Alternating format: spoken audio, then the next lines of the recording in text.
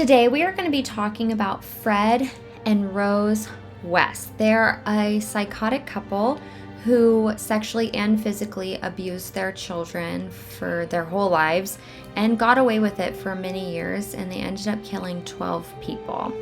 So for 20 years, Fred and Rose got away with neglect and physical abuse of their 10 children, and they become one of the most infamous couples in all of Britain with a death toll of 12.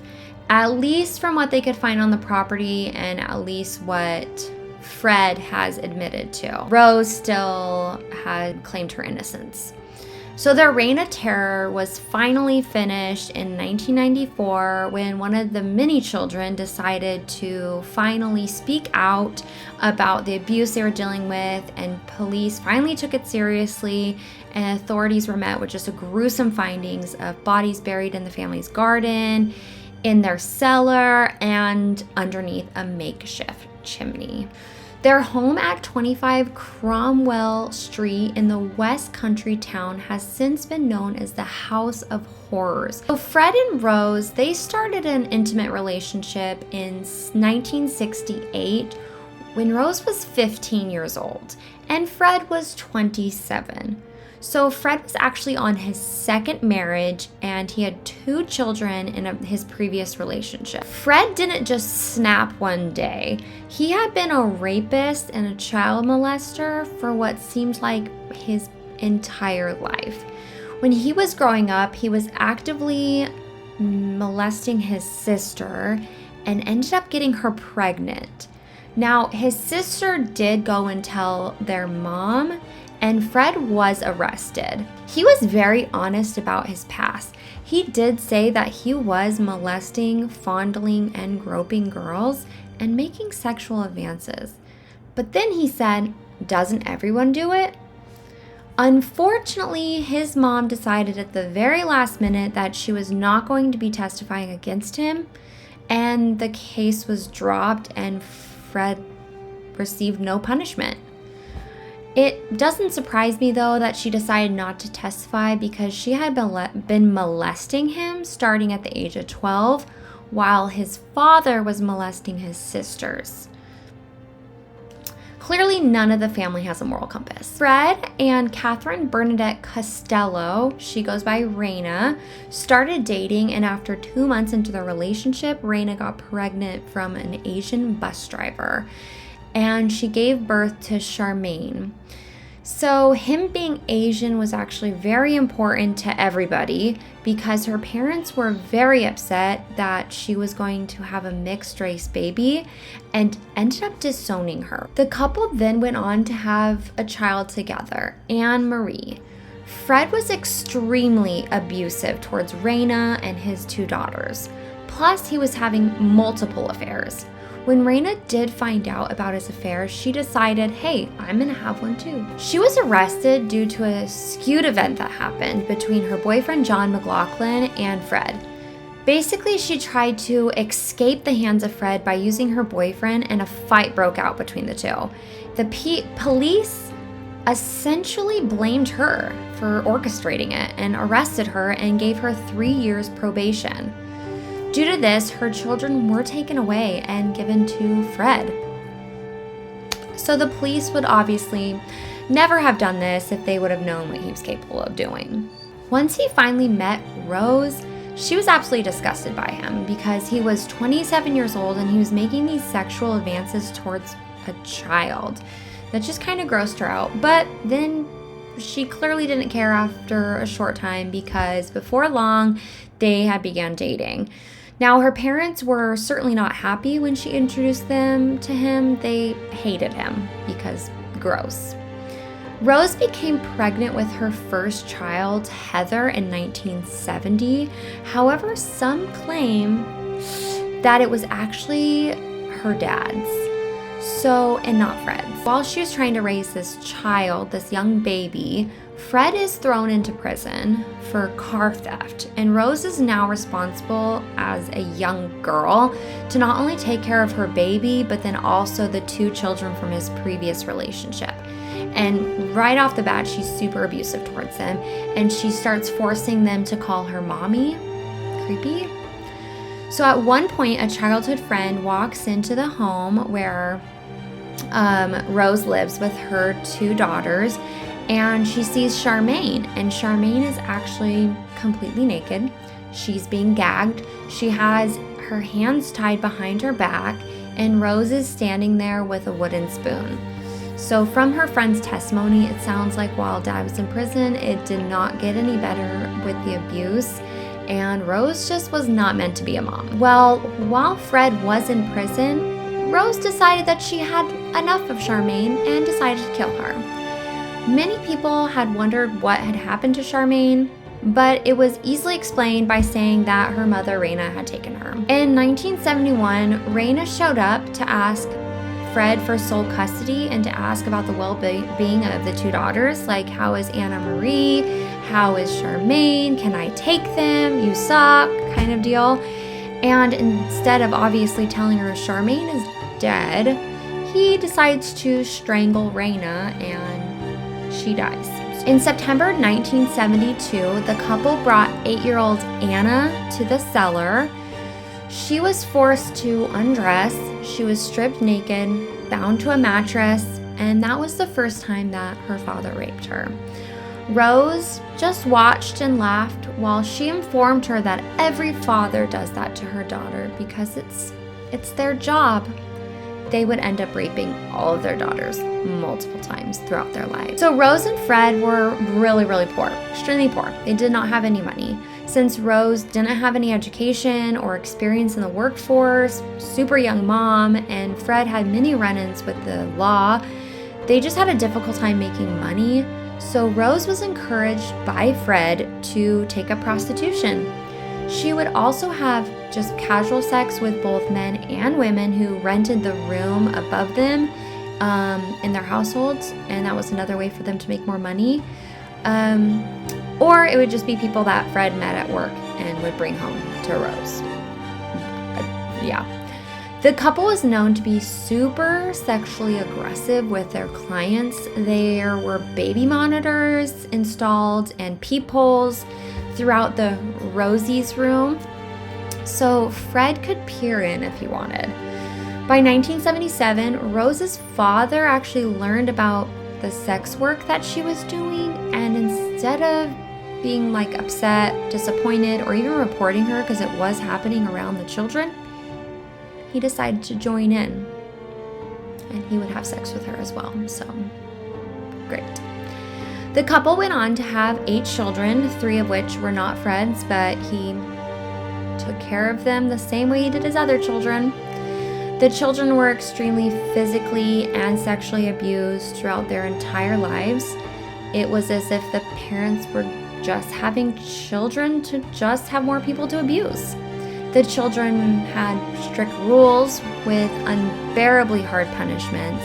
2 of their children, Heather, Rose, and Fred's first daughter, and Stephen, one of their oldest, both decided just to run away from home. They were done with the abuse and the neglect, but they didn't really have anywhere to go, so they had to come back.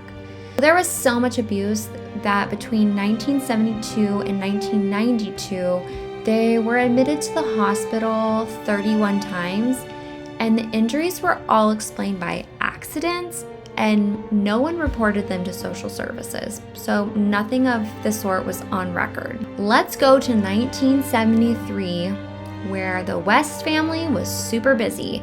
It was when their murder spree really took off. In 1973, a woman by the name of Linda Goff moved in near the West family on Cromwell Street. She was having affairs with some of the men who would be sporadically staying at the West's home, and she had allegedly hit one of the children and was asked to leave. She then was strangled and suffocated by, we believe, Fred, and was buried in the inspection pit beneath the garage. On November 9th, 1973, a 15-year-old by the name of Carol Ann Cooper was given permission to spend the night at her grandma's house. So she spent the night at her grandma's house, and then the next morning she spent time with her boyfriend, and somehow she ended up on Cromwell Street, and no one ever saw her again. Nobody knows what happened or how it played out, but her body wasn't found until 20 years later in 1994 when they took apart the cellar and found her buried in their home. Lucy Partington was 21 years old and was a student at, I'm going to butcher this name, Exeter University, studying medieval English. She came home for the holidays in December of 1973, and on December 27th, she was catching the bus from Cheltenham to Gretna, but she never made it home. Now, investigators believe that she was abducted from the bus stop, and she was found 20 years later dismembered and in the cellar of the West's home. In April 1974, a 21-year-old Swiss sociology student at Woolwich Polytechnic, Teresa Siegenthaler, was on her way to Ireland and was planning on just hitchhiking her way. When her family didn't see her or hear from her for a while, they decided to contact the police, and she became a missing person. She was later found underneath a fake chimney at the West's home. Shirley Hubbard, who was only 15 at the time, there is not a lot of information about Shirley, unfortunately. She went missing, and it is suspected that she was abducted by Fred West. Her remains were of the many that were found when digging up the property. In the summer of 1974, Juanita Mott moved into 25 Cromwell Street, and then she moved to Newent. Excuse me if I pronounced that wrong. But once she had actually moved out of 25 Cromwell Street, that is when she went missing. So we aren't sure how that all transpired, but her body was found in the concreted floor of the cellar. Fred and Rose took what is thought to be a 3-year hiatus, but killed again in the fall of 1977. A woman by the name of Shirley Robinson was having an affair with Fred and became pregnant with his child. Fred then told everybody that she moved to Scotland, unfortunately. Darn it. This was just to explain her appearance. But then her body was found in the garden bed at the Cromwell home. So when Rose was questioned about Shirley Robinson, Rose said that she had never heard of her. Of course, this doesn't make sense because Fred was super open about his affairs, and there's like pictures of Shirley and Fred together. Like, of course you knew her. Allison Chambers was just shy of her 17th birthday and was spending a lot of time outside of 25 Cromwell Street throughout the summer.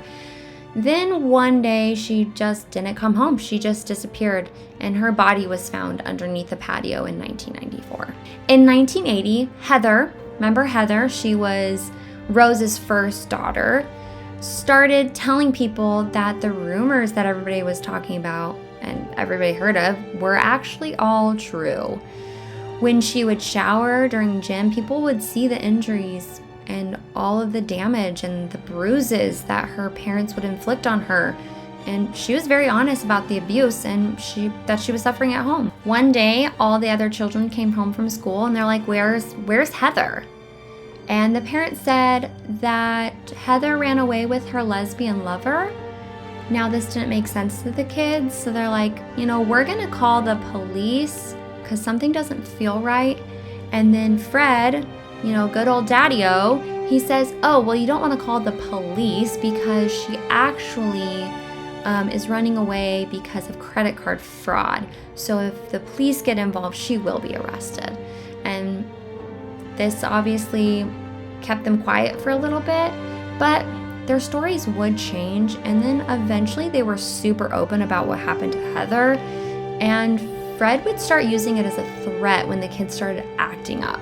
He would say things like, you're gonna end up underneath the patio like Heather. So that's healthy. Finally, in 1994, authorities began to listen to all the horrific rumors about the family, and they took into account the bizarre disappearance of Heather, and they obtained a search warrant. And they went to check out the property. They had no idea what they were going to find, but they were absolutely horrified. In the end, there were confirmed 12 bodies that were found on the property. When they were finally arrested, Rose said that Fred acted alone in all the murders and she doesn't know any of the victims. Fred did confess in a way that didn't call out Rose or didn't put any blame on her, which was kind of weird. But while waiting for trial, Fred committed suicide by tying all of his blankets together and hanging himself in his cell. So it's a thought that maybe he took the blame because he knew he was going to commit suicide. Shortly after he committed suicide, Rose was charged with 10 counts of murder, but claimed her innocence and stayed strong, denying any involvement. She was sentenced to life in prison. Of course, she tried to appeal the decision since her husband already admitted to the murders. She said that he had committed upwards of 30 murders and she was actually a victim. She was a victim, you guys. And it was always just trying to survive his many assaults. Although I do believe she probably was abused and assaulted by her husband, I do not believe she was just this quiet participant. She actively was abusing her children, she was letting them be abused, and she definitely killed Charmaine since Fred was in prison at the time of her murder. And if she was this meek wallflower who just couldn't stop him, why didn't she go to the police? The many times she knew that he was murdering people and abusing his family. Just a lot of plot holes in her defense that not one person was buying, so obviously her appeal was thrown out. That's it from you guys. Stay safe, be kind. Bye.